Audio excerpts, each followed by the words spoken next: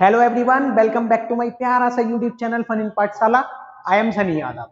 आज के वीडियो में हम डिस्कस करेंगे कौन कौन से इंपॉर्टेंट डॉक्यूमेंट्स हैं जो सीएसएबी के बाद आपको रखने हैं संभाल के, जो आपके कॉलेज में रिपोर्टिंग के टाइम मांगे जाएंगे या एडमिशन जब प्रोसेस जब आपकी कंप्लीट होगी तब मांगे जाएंगे। और सेकंड थिंग, रिफंड कैसे आएगा और कब आएगा और किस किस को आएगा, उन सारी चीजों के बारे में डिस्कस करेंगे। तो आप लोगों से रिक्वेस्ट है कि वीडियो को लाइक कर देना और चैनल को सब्सक्राइब भी कर देना अगर इन्फॉर्मेशन अच्छी लगे तो चलो शुरुआत करते हैं डॉक्यूमेंट्स से। कौन कौन से नए डॉक्यूमेंट्स जो हैं आपको संभाल के रखने हैं।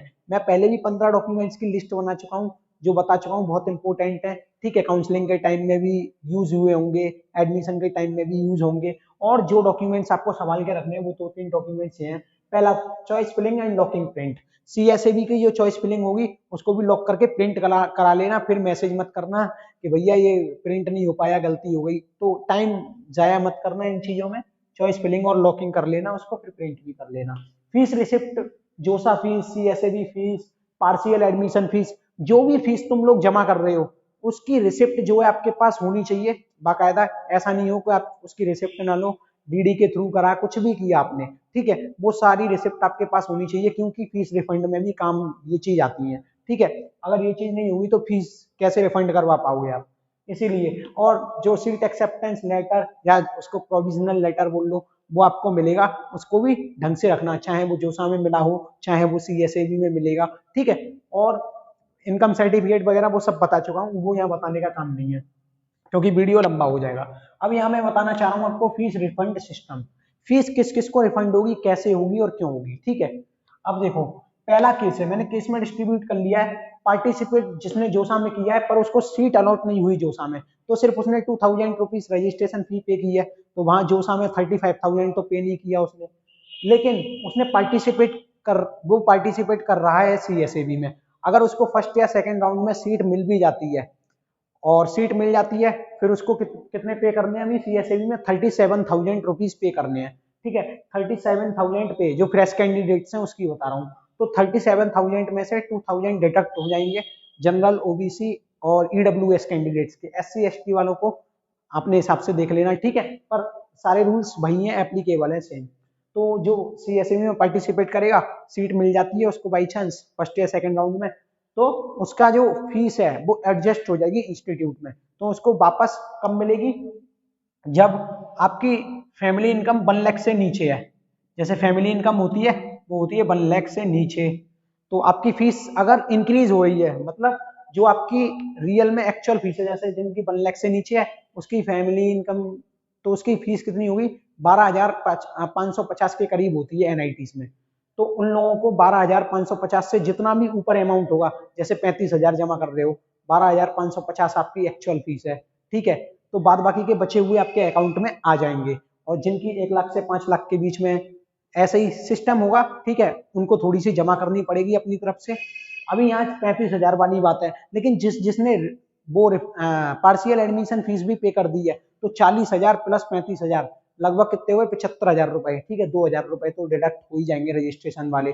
तो उन 75,000 रुपए में से भी जिन जिनको लगता है कि मेरी ये वाली फीस, वो वाली फीस, कौन कौन सी फीस वापस आएगी, तो उनको बता दूं फैमिली इनकम के हिसाब से आपकी फीस पे होगी। अगर आपका इनकम सर्टिफिकेट सारा ठीक है, मामला एकदम डॉक्यूमेंट्स वगैरह वेरीफाई हो जाते हैं, तो वो आप लोगों को जितनी एक्स्ट्रा फीस होगी 2-3 महीने बाद आपके अकाउंट में ट्रांसफर कर देंगे। उन लोगों को बता रहा हूँ जिन लोगों का एडमिशन हो जाएगा एकदम क्लियर कट। ठीक है, तो यहाँ पे इतनी बात समझ में आ गई।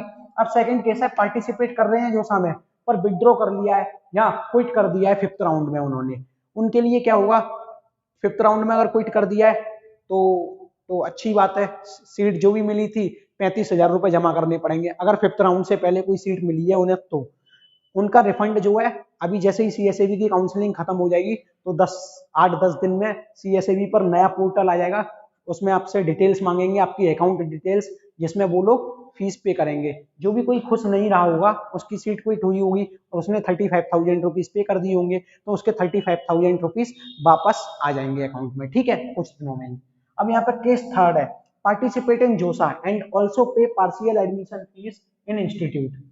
जो जोसा में पार्टिसिपेट कर चुका है और पार्शियल एडमिशन फीस पे कर चुका है इंस्टीट्यूट में, जैसे मैंने अभी बताया, मतलब 40,000 प्लस 75,000 पे कर दिया, तो उसको जोसा में सीट मिली होगी, सीट अलॉटमेंट लेटर भी मिला होगा क्योंकि एडमिशन फीस पे की है। तो 75,000 में से अगर वो सीट रखना चाहता है, अगर वो सीट से खुश है, CSAB में पार्टिसिपेट भी नहीं कर रहा, करेगा, सॉरी, पार्शियल एडमिशन फीस पे कर दी है तो करेगा, है, तो उसने 75,000 रुपीज पे की है। उसकी फैमिली इनकम जो भी है 1 लाख से नीचे है तो 12,550 जो भी होता है आपकी फीस, 1 से 5 लाख के बीच में तो 35 से 40 हजार फीस जाएगी। अब 5 लाख से ऊपर है आपकी फीस तो 72-73 हजार ट्यूशन फीस जाती है। तो टोटल फीस जो जाती है ना, उसी में एडजस्ट हो जाएगा और जो भी बचता है वो आपके अकाउंट में 2-3 महीने बाद आ जाएगा। ठीक है, सेम यही केस है, वो भी एक तरीके से। Case 4, participating in CSAB after submit partial admission fees. ये कह रहा है CSAB में अगर पार्टिसिपेट करते हो पार्शियल एडमिशन फी करने के बाद and gate seat in CSAB, और CSAB में सीट भी ले लेते हो, तो 2,000 डिडक्ट हो जाएंगे आपके 37,000 में से, 35,000, और फिर पार्शियल एडमिशन फीस भी पे की है आपने, और वहां एक इंस्टीट्यूट फीस भी होगी।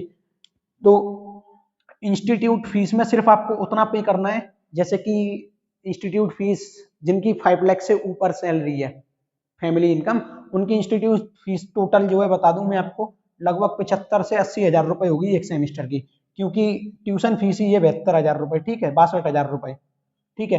तो 75 से 80 हजार रुपए है। अगर पार्शियल एडमिशन फीस में 75,000 रुपए पे कर चुके हो आप, उससे ऊपर जा रहा है 4-5 हजार का अकाउंट, तो आपको उसका DD बनवाना पड़ेगा या ऑनलाइन कोई पोर्टल आ जाएगा उसमें सबमिट करना पड़ेगा जैसे ही आपका एडमिशन होता है तो। और जिसको रिफंड होना है, जिसका बच रहा है, उसको 2-1 आध महीने बाद मिल जाएगा। अब यहाँ पे सेकंड केस आता है, partial participating in CSAB after submitting partial admission fees and not gate seat in CSAB। उसने पार्शियल एडमिशन फीस भी पे कर दी और CSAB में भी पार्टिसिपेट नहीं किया, लेकिन सीट नहीं मिली उसको। तो उसको उसने क्या किया होगा, जोसा में उसको सीट मिली होगी, उसने फ्रीज फ्लोट स्लाइड कुछ तो किया होगा वहां पे। अगर आपने फ्रीज कर दिया है, स्लाइड कर दिया है, तो आपकी जोसा वाली सीट जो है कंफर्म हो जाएगी और बच जाएगी। फिर भी वही केस आता है, इंस्टीट्यूट में एडजस्ट होने वाला फीस, ठीक है, बाद बाकी की बची आपको वापस मिल जाएगी। अब इसी तरीके से लास्ट केस मैंने लिया चौथा वाला, participating in CSAB and gate seat in CSAB but not पे इंस्टीट्यूट फीस।